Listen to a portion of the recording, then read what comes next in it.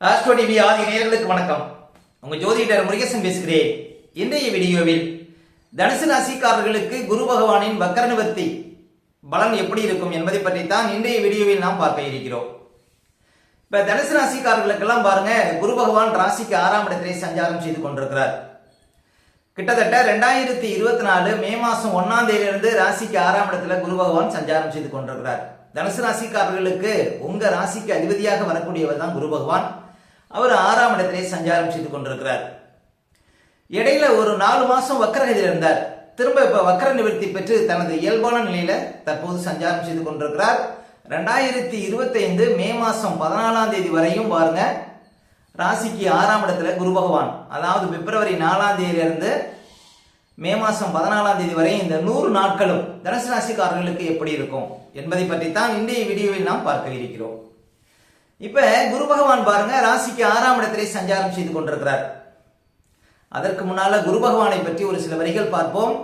பாருங்க, மிகப்பெரிய சுபக்கிரகம் அப்படின்னா குரு பகவான் தான்.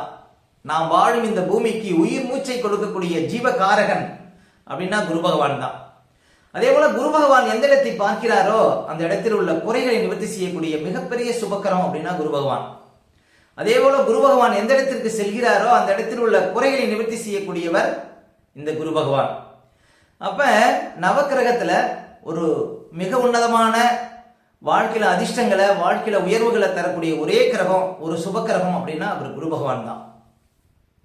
இப்ப தனுசு ராசிக்காரர்களுக்கெல்லாம் குரு பகவான் பாருங்க 6ஆம் இடத்திலே சஞ்சாரம் செய்து கொண்டிருக்கிறார். மே மாசம் 14ஆம் தேதி வரையும் 6ஆம் இடத்துல இருப்பார். பிறப்பு காலத்திலே உங்களுக்கு 6ஆம் இடத்துல குரு இருந்தா இன்னும் கொஞ்சம் கவனமா இருக்கணும். ஏன்னா குரு பகவானுக்கு கோச்சாரத்துல 6ஆம் இடம் ஒரு வலுவான இடம் கிடையாது. கோச்சாரத்துல குரு பகவான் ராசிக்கு 2, 5, 7, 9, 11 சஞ்சாரம் செய்யும் போதுதான் யோகத்தை கொடுப்பார், அதிர்ஷ்டத்தை கொடுப்பார். இப்ப குரு 6ஆம் இடத்துல இருக்கிறார். கொஞ்சம் கவனமா இருக்கணும். வருகின்ற இன்னொரு 100 நாட்கள் கொஞ்சம் கவனமா இருக்கணும் தனுசு ராசிக்காரர்கள். அதாவது அடுத்தவங்க விஷயத்துல தலையிடாம இருக்கணும். பெரிய முதலீடுகள் சார்ந்த விஷயத்துல கவனமா இருக்கணும். முக்கியமா பணம் சார்ந்த விஷயத்துல கவனமா இருக்கணும்.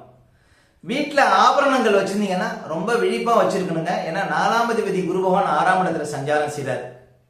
அப்ப இந்த காலகட்டத்துல ஆபரணங்கள் திருடு போறதுக்கு வாய்ப்பு இருக்கு. வீட்டுல ஏதாவது பொருள் திருடு போறதுக்கு வாய்ப்பு இருக்கு. ரொம்ப விழிப்பா இருக்கணும். அதே போல ஒரு வண்டி வாகனம் வச்சிருக்கீங்கன்னா வண்டி வாகனத்துல ஒரு மிதமான வேகத்துல போகணும்.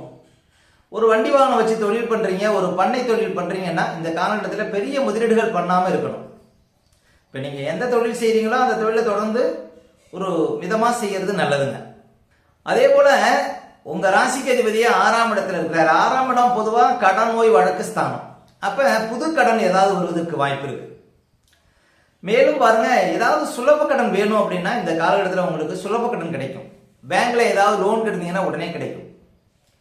அதே போல உங்களுடைய பிள்ளைகளுடைய ஏதாவது திடீர் செலவுகள் வருவதற்கு வாய்ப்பு இருக்கு. ஏன்னா புத்திரக்காரகன் குரு பகவான் 6ஆம் இடத்துல கடன் ஸ்தானத்தில் இருக்கிறதுனால பிள்ளைகளுடைய திடீர் கடன் வருவதற்கு வாய்ப்பு இருக்கு. அதே போல குரு 6ஆம் இடத்துல இருக்கிற வரையும் ஆரோக்கியத்துல கொஞ்சம் கவனம் செலுத்தணும் தனுசு ராசிக்காரர்கள். தாயாருடைய ஆரோக்கியத்திலையும் கவனம் செலுத்தணும். ஏன் அப்படின்னா 4ஆம் அதிபதியும் குரு பகவான் தான். அவர் 6ஆம் இடத்துல சஞ்சாரம் செய்றார். அதே போல படிக்கக்கூடிய மாணவ மாணவிகள் எல்லாம் பாருங்க, கல்வியில ரொம்ப விழிப்பா இருக்கணும். ஒரு 3 மாசத்துக்கு மட்டும் இந்த வருஷம் 10th +2 படிக்கக்கூடிய மாணவ மாணவிகள் படிப்புல கவனம் தேவை. சனி பகவான் உங்களுக்கு சப்போர்ட்டா இருக்கிறாரு. இருந்தாலும் உங்க ராசிக்கு அதிபதி 6ஆம் இடத்துல இருக்கிறார். ஆனா மருத்துவத்துறைக்கு பாருங்க போகக்கூடிய மாணவ மாணவிகள் பாருங்க, இந்த காலகட்டம் சிறப்பான காலகட்டம். ஏன்னா உங்க ராசிக்கு அதிபதி நோய் ஸ்தானத்துல இருக்கு. அப்ப நோய் சம்பந்தமா படிக்கக்கூடியவர்களுக்கு பாருங்க அதிர்ஷ்டம் உண்டு அப்படின்னு சொல்லலாம். அதே போல பாருங்க, சொந்தக்காரங்க பகை வருவதற்கு வாய்ப்பு இருக்கு. ஏன்னா 4ஆம் அதிபதி 6ஆம் இடத்துல இருக்கிறார். அதே போல ஏதாவது ஒரு சுபகாரியங்கள் பண்ண போறீங்க அப்படின்னா குரு பகவான் மறையும் பொழுது செய்யக்கூடிய சுபகாரியங்கள் சிறப்பா இருக்காது. ஒரு நம்ம மனசுக்கு திருப்தி இருக்காது. குரு பகவான் மறைவா இருக்கிறது, குரு பகவான் அஸ்தமனமா இருக்கிறது, குரு பகவான் நீச்சமா இருக்கக்கூடிய உங்க வீட்டுல எல்லாம் பாருங்க, எந்த சுபகாரியங்கள் செஞ்சாலும் அதை சிறப்பா செய்ய முடியாது.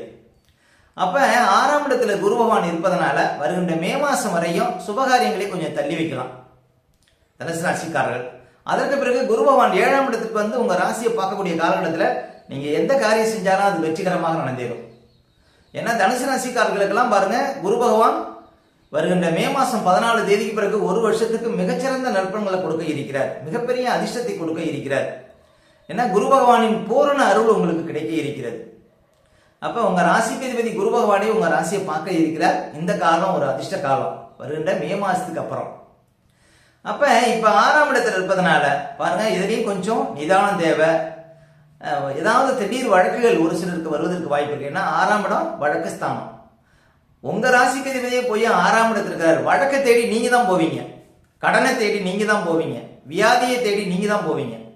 அப்ப நீங்க சாப்பிடக்கூடிய பொருட்கள் விஷயத்திலாம் ரொம்ப கவனமா இருக்கணும். ஃபுட் பாய்சன் சார்ந்த பிரச்சனைலாம் வரும். ஏன் அப்படின்னா குரு பகவான் வீட்டில் ராகு இருக்கிறதுனால. அப்ப ராகு வேற 4ஆம் இடத்துல இருக்கிறதுனால தாயாருடைய ஆரோக்கியத்தில் முக்கியமா கவனம் செலுத்தணும். அதே போல எந்த ஒரு காரியம் செய்ய போறீங்கனாலும் அதை கொஞ்சம் பாருங்க நிதானமா செய்வது நல்லது. மற்றபடி பாருங்க, குரு பகவான் உங்களுக்கு 6ஆம் இடத்துல இருக்கிற வரையும் சுப கடன்கள் நிறைய வருவதற்கு வாய்ப்பு இருக்கு, கவனம் தேவை. ஆனா என்ன ஒரு விஷயம்னா, அசையா சொத்துல முதலீடு செய்யலாம். இப்ப தனுசு ராசிக்காரர்கள் 4ஆம் அதிபதி 6ஆம் இடத்துல இருக்கிறார். ஒரு பெருசா வீடு கட்டணும், ஒரு இடம் வாங்கணும், ஒரு கார் வாங்கணும், ஒரு போர் போடணும், இது மாதிரி பாருங்க சுப செலவுகளை செஞ்சுக்கலாம். முக்கியமா வீடு கட்டணும் அப்படின்னா கட்டலாங்க இந்த காலகட்டத்தில். ஏன்னா 4ஆம் இடம் 4ஆம் அதிபதி போய் கடங்கார ஸ்தானத்தில் இருக்கு. அப்ப சொத்து வகையில் உங்களுக்கு கடன் வரும். அப்ப இந்த காலகட்டத்தில் வீடு கட்டணும் அப்படின்னு நினைக்கிறவங்களுக்கு அந்த ஆசைகள் பூர்த்தி ஆகும். ஏன்னா மற்ற கெட்ட செலவுகள் வராது வீடு கட்டிங்கன்னா. அது ஒரு சிறப்பான பாயிண்ட்டுங்க. தனுசு ராசிக்காரர்களுக்கு அசியாசத்துல இந்த காலகட்டத்தில் முதலீடு செய்வது நல்லது. மற்றபடி பாருங்க, குரு பகவான் ராசிக்கு 12ஆம் இடத்தை பார்த்துட்டு இருக்கிறார். உங்களுக்கு வழக்குகள் வந்தாலும் அது பாருங்க உங்களுக்கு சுமூகமாக முடிவதற்கு வாய்ப்பு இருக்கு. அதே போல பாருங்க, ஒரு வெளிநாடு போறீங்க அப்படின்னா ஏஜென்ட் விஷயத்துல கொஞ்சம் கவனமா இருக்கணும், அவ்வளவுதான். மற்றபடி வெளிநாட்டில் சொந்த நாட்டை விட்டு வெளிநாட்டில் இருக்கிறவங்களுக்குலாம் பாருங்க நல்லது செய்யும். ஏன்னா 12ஆம் இடத்தை குரு பார்க்கிறாரு. கணவன் மனைக்குள்ள ஏதாவது பிரச்சனை இருந்தால் அந்த பிரச்சனைகளுக்கெல்லாம் கொஞ்சம் தீர்வு கிடைக்கும் 12ஆம் இடத்தை குரு பார்க்கறது. அதே போல 2ஆம் இடத்தையும் குரு பார்த்துட்டு இருக்காருங்க. 2ஆம் இடத்தை குரு பார்க்கறதுனால உங்களுக்கு பணப்புழக்கம் அதிகரிக்கும். பணம் சார்ந்த விஷயத்துல நல்ல ஒரு முன்னேற்றம் இருக்கும். ஆனா இந்த காலகட்டத்தில் யாரையாவது பணம் கொடுத்தீங்கன்னா தான் வராது. ஏன்னா குரு பகவான் தனக்காரகன் மறைவா இருக்கிறதுனால.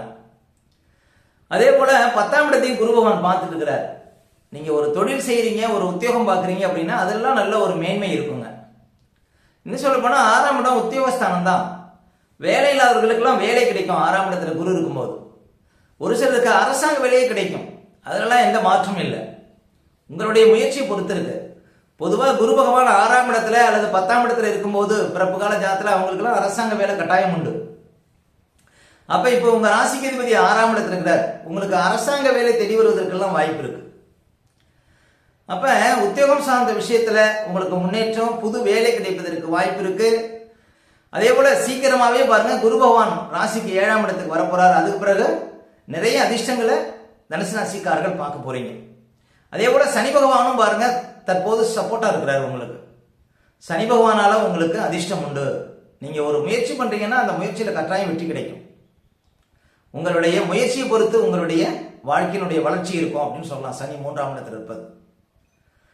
அப்ப தனுசு ராசிக்காரர்களுக்கு 6ஆம் இடத்துல குரு இருக்கிற வரையும் கொஞ்சம் நிதானம் தேவை அப்படின்னு சொல்லலாம். அவசரம் கூடாது. எந்த ஒரு காரியத்திலையும் கொஞ்சம் அவசரப்படாம ஒரு காரியத்தை செய்வதனால உங்களுக்கு அதிர்ஷ்டங்கள் வரும். விரைவில் குரு பயிற்சினால உங்களுக்கு மிகப்பெரிய மாற்றங்கள் வர இருக்கிறது தனுசு ராசிக்காரர்களுக்கு. ஓகே, இந்த வீடியோ பிடிச்சிருந்தா ஒரு லைக் கொடுங்க. உங்க கருத்துக்களை கமெண்ட்ஸ்ல பதிவிடுங்க. நம்ம பல வீடியோ கொடுக்க இருக்கிறோம். நம்ம சேனலை சப்ஸ்கிரைப் பண்ணுங்க, பக்கத்தில் வர பெல் சிம்பலை கிளிக் பண்ணுங்க. நன்றி, வணக்கம்.